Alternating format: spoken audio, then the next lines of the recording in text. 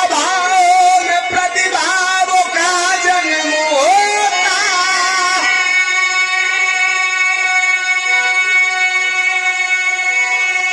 कीचड़ में खिलते कमल देखा जाता,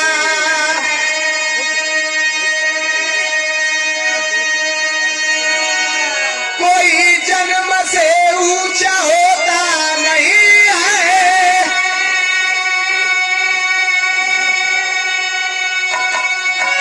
सदा कर्मयोगी जगत में पुजाता,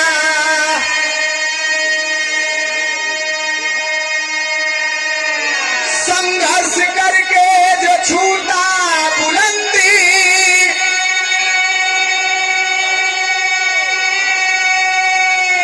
इतिहास उसका ही अमर कहता,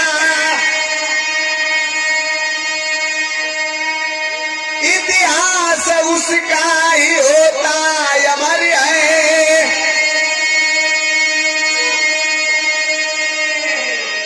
उसी श्रृंखला में वतन के विभूति मसीहा महामानव अम्बेडकर है।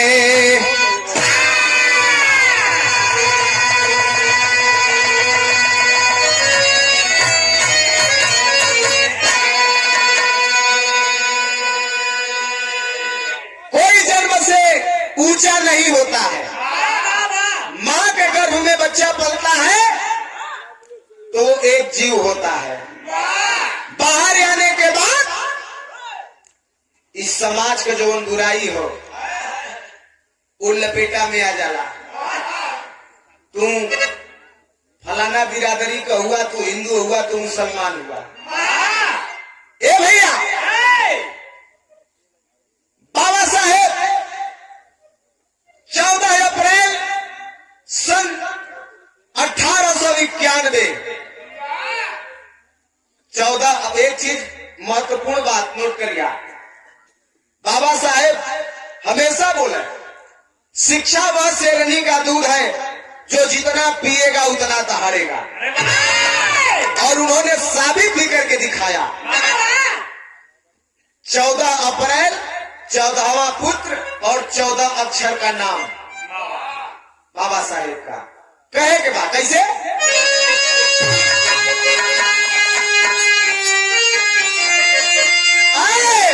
अरे युग के प्रणेता शोषित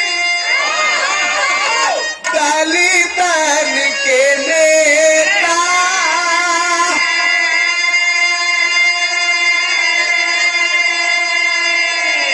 अरे सच्चा कर्म योगी सच्चा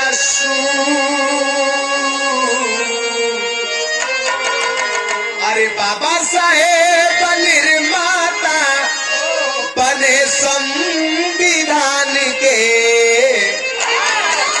अरे हिंद करल कोहिनूर।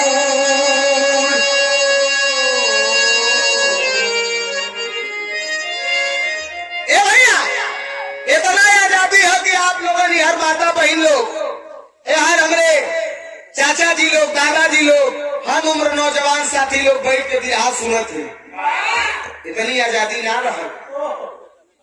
कभी ये देश मुगलों ने राज किया, कभी अंग्रेजों ने राज किया, और अंग्रेजों के साथ जो समय बाबा साहब का जन्म भर लो समय अंग्रेजी शासन रहल, लेकिन समाज में ऊंच नीच छुआछूत का बहुत बड़ी बीमारी रही।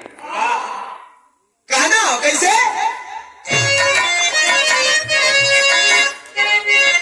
नमो बुद्धाय। ए भैया, बाबा साहेब ललकार के बोलते थे शिक्षा जरूरी है, संगठन और संघर्ष तीनों, लेकिन आप लोग एक तो है न मनौसी,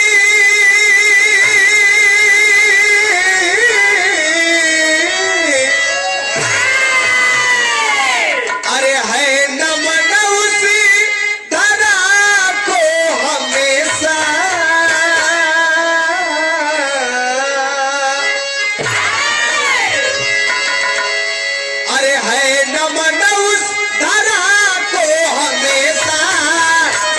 सिधारा पे बाबा नवाए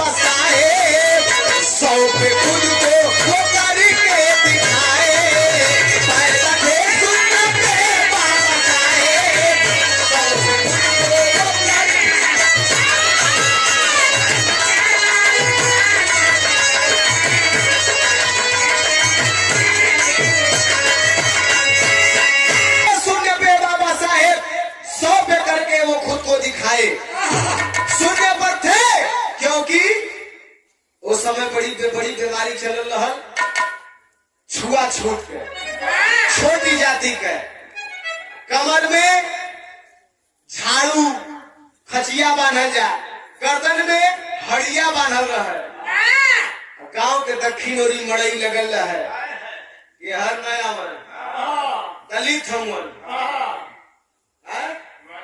छुआए जाइए। अगर वो समय इतनी बड़ी विडंबना थी कि मंदिर पर लोग चढ़े न दे में स्कूल में बाबा साहेब पढ़े गए तो उनके बोरा लेकर के पढ़े बैठा दे गए आप बाहर से पढ़िए, लेकिन पढ़ने का ललक था वो रामजी राव पिता और माता भीमाबाई जी के सुपुत्र थे। उनके अंदर जज्बा था कि हम पढ़ेंगे और अपने समाज के लिए कुछ करेंगे। तब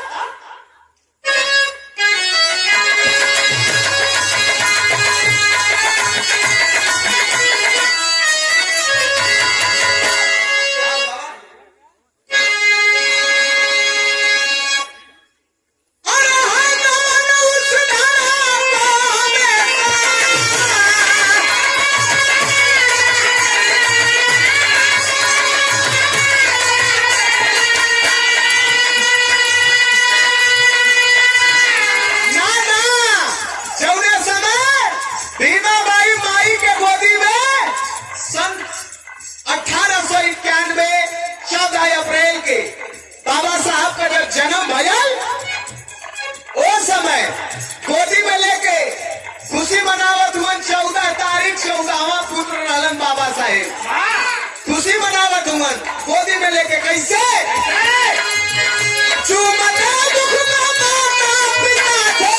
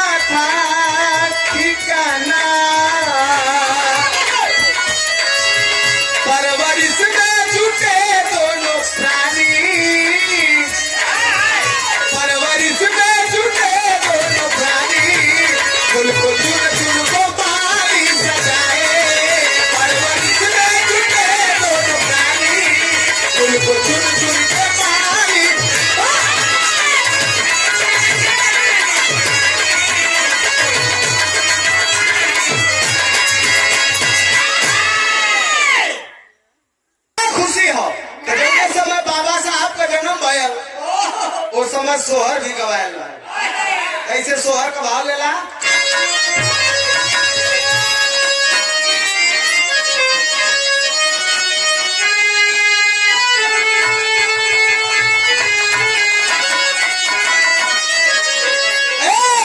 अरे तसी चली सवारली मोरिया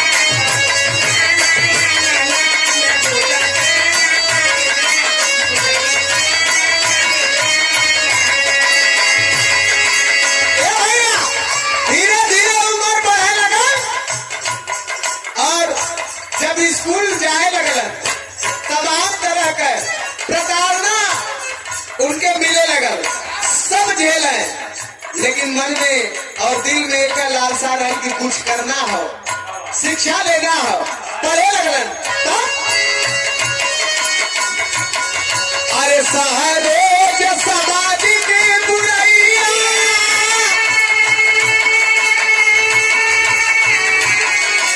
सहरोज सामाजिक अपमानवा छवि में चूम बनवा छाती में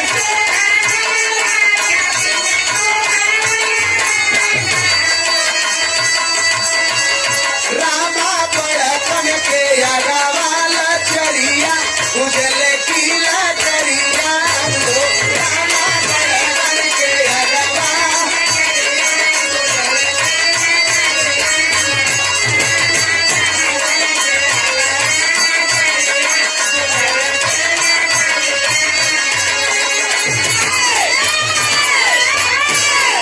ए भैया पढ़ाई के क्षेत्र में 32 अब वहीं तक हमरे लगत हो, अगर गलत हुई तो आप लोगों ने हमें बता दिया।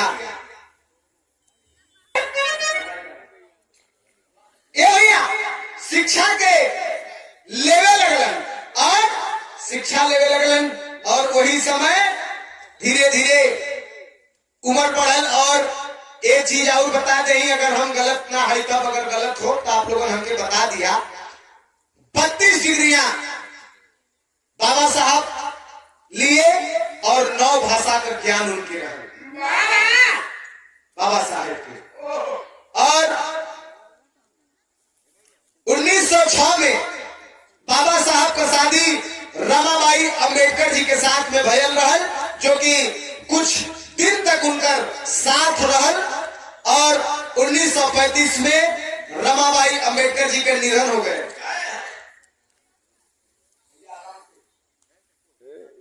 दूसरा विवाह डॉक्टर सविता अंबेडकर जी, जो कि 1948 में शादी भयल और 2003 में उनका निधन भयल है। एक बेटा रहलन जिनका नाम हो यशवंत अंबेडकर जी। ये है बाबा साहब का कीर्ति, जितना बतावल जाए कम और रात भी साहब कैसे कीर्ति है। क्योंकि समय अंग्रेज कालन की देश के आजाद करावे के बाद दिया बाबा साहब के लोग यह कहलन कि देश को हम लोग छोड़ के चले जाएंगे, लेकिन क्या आप लोग संविधान बना सकते हैं? प्रथम आवाज बाबा साहब उठाए कि हम संविधान लिखेंगे। वही समय कुछ लोग उनका विरोध भी कैले रहलन, समाज के ठेकेदार रहलन, नाम ना ले मंच के माध्यम से आप लोग जानत होगा। और बाबा साहब संविधान का रचना किए और देश में सबके समान दर्जा मिला बाबा साहब को देना। तब कहे के हका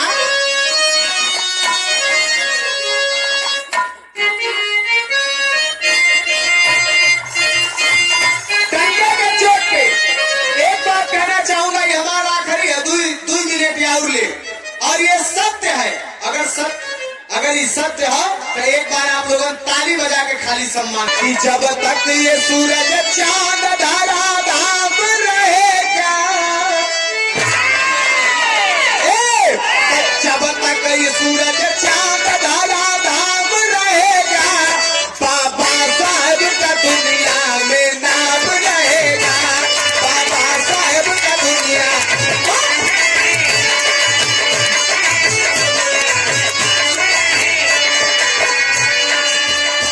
बाबा साहब का दुनिया में नाम रहेगा। बाबा साहब बोले शिक्षा, संगठन और संघर्ष, 3 चीज आप लोग और हमार ये कर्तव्य हो का उनके बताए रास्ते पे चलते रहेंगे।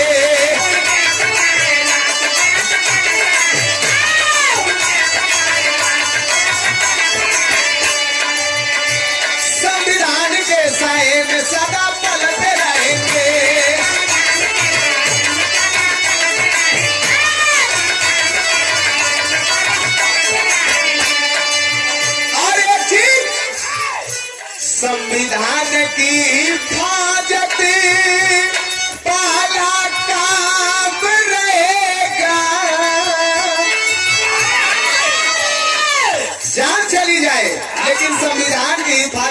कहना है, संविधान की हिफाजत वाला काम रहेगा, बाबा साहेब का दुनिया में नाम रहेगा।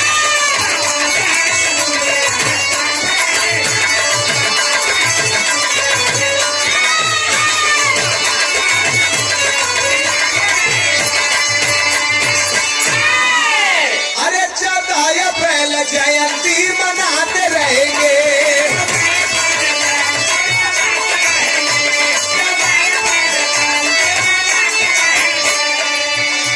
14 अप्रैल जयंती मनाते रहेंगे।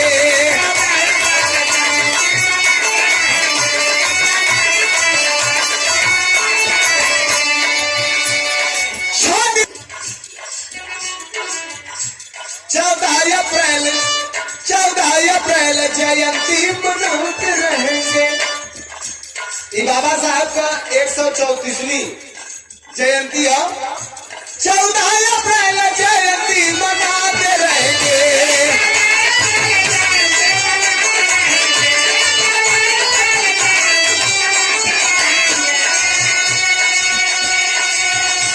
सदा सुमन मसीहा को चढ़ाते रहेंगे।